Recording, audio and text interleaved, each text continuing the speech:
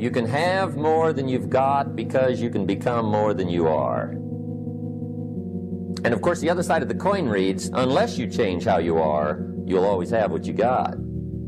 I have found in my experience that income does not far exceed personal development. Now, sometimes income takes a lucky jump, but sure enough, unless you grow out where it is, it'll usually come back where you are. Life has strange ways. If somebody hands you $1 million, best you become a millionaire quickly, so you get to keep the money. Otherwise, sure enough, it'll disappear. Somebody once said, if you took all the money in the world, divided it up equally among everybody, it would soon all be back in the same pockets. Incredible. Success is something you attract, not something you pursue. Success is looking for a good place to stay. So instead of going after it, you work on yourself. Personal development.